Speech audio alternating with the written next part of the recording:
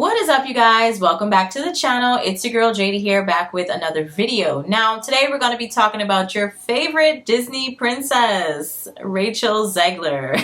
I have spoken about her a couple of times with regards to the whole controversy surrounding her comments about Snow White, the original movie, and what they intended on doing with this upcoming movie. I think it's supposed to come out next year. When next year, I don't entirely know. People definitely have had their reactions, understandably so. They have not been positive. It's just been a roller coaster, honestly, for Rachel, because she keeps opening her mouth. She keeps saying things, and typing things. In this case, it was the typing that got her in trouble. And recently, we had the elections. We had the elections over in the US. I'm not in the US. I'm in the Bahamas. For those people who be like, where are you from? Yeah, not American.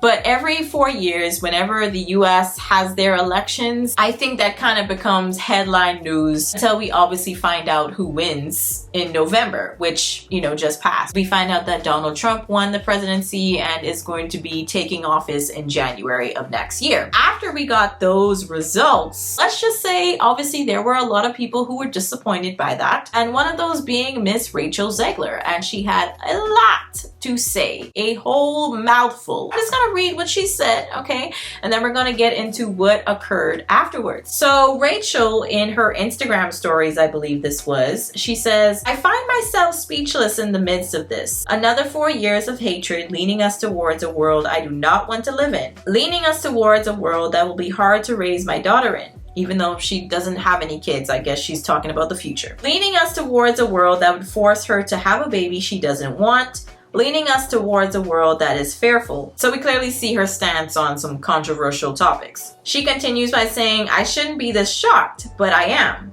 I am heartbroken for my friends who awoke fear this morning. I don't know if she meant like they woke up fearful. Maybe that's what she meant. I don't know. That sounded kind of weird. But let's continue. And I am here with you to cry, to yell, to hug, to wax poetic on how the left continues to fail us in forging a new path forward. This loss should not have been, and it certainly should not have been by so many votes. I echo Ethel Kane's statement more than anything. May Trump supporters and Trump voters and Trump himself never know peace. Besides the obvious erratic use of periods and also no capitalization anywhere, it seems. I don't know if that was on purpose or what. Besides that ending is what really captured a lot of people's attention. Obviously, yes, a lot of people have a lot of thoughts and feelings with regards to Trump being, you know, president again. It's seeming more so like a threat when she says that last line, though. You know, like, it's just kind of like, you wish they never know peace. What do you mean by that, Rachel? You wish they never know peace? Like, it was just very interesting. And a lot of people did not take too kindly to that, understandably so, because they were like, what do you mean by that? It was pretty much the same question again. It's like, what are you trying to do here? So after this, I guess maybe she got a call from Disney and was like, hey, we're gonna need you to apologize, all right, publicly, because you made the statement publicly. So apologize quickly. Make haste. And she did that with the quickness. So basically, she walked those comments back real fast. She says, hi everyone. I would like to sincerely apologize for the election post I shared on my Instagram last week. I let my emotions get the best of me. You sure did, Rachel. You sure did. Hatred and anger have caused us to move further and further away from peace and understanding. And I am sorry I contributed to the negative discourse. This week has been emotional for so many of us, but I firmly believe that everyone has the right to their opinion, even when it differs from my own. I am committed to contributing positively toward a better tomorrow. If I'm going to be real, I don't get the vibe that she actually wanted to apologize.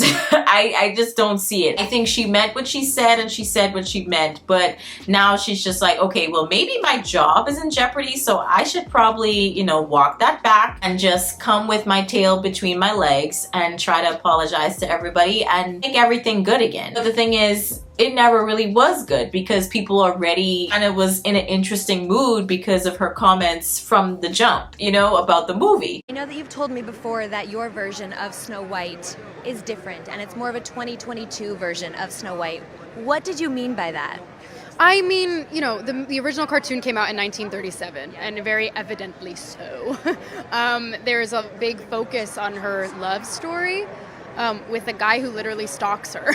Yeah. Weird. Super weird. So we didn't do that this time.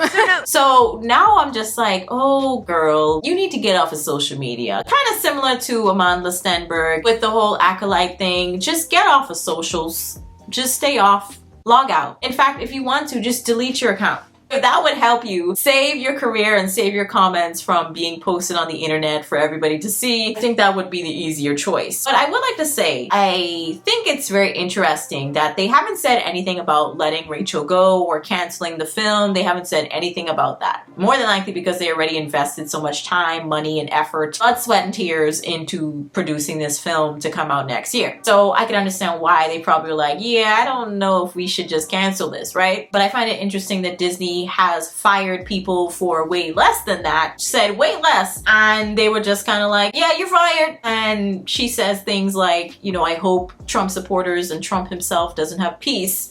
You know, they never have peace. It's just like, what does that mean? But I'm not sure who the heck, number one, is going to watch this movie now. I think they probably just watch it to make fun of it. But number two, I really wonder what her career is going to be like after this. Because even though I think Hollywood likes to dabble a little too much into politics these days, I think there's a limit. When you start to mess with their money, it's just like, oh, no, we can't have that. We're going to need to cut that cord before it starts messing with the funds. I really wonder if that's going to impact how Hollywood sees her moving forward, and also if she's going to continue working on these other projects, because I think there was one project that she was working on that's no longer happening. It got canceled. I'm not too sure, but I heard something like that. But either way, I just wonder if, you know, she just put her foot a little too deep in her mouth on this one. I feel like we could have kind of gotten past the whole feminist thing with, you know, her calling Snow White from the 30s antiquated and her being saved by the prince as weird because he's like a stalker or something. Like, I could see how we could get past that, but to get past this, it's an even bigger hurdle. I just don't know where this is going to go. I don't know where this is going to take her, where her career is going to lead, because it just comes across as like, girl, I think you just apologize because you know your job is on the line.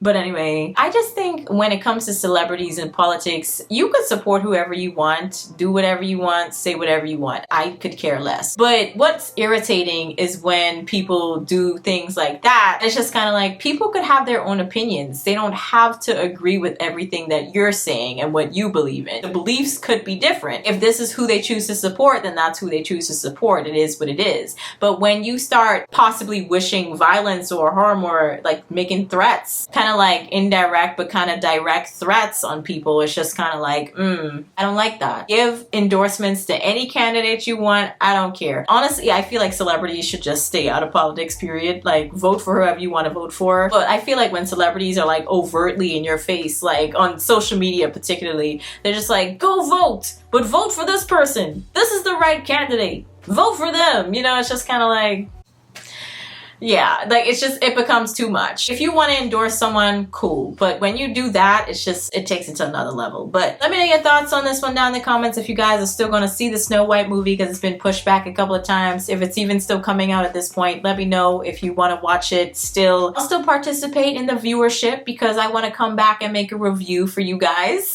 Even if we're just making fun of it, or if I found it actually kind of decent. I don't know. We'll see. But yeah, y'all let me know what your thoughts are down below. I'll catch you on the next one. Peace.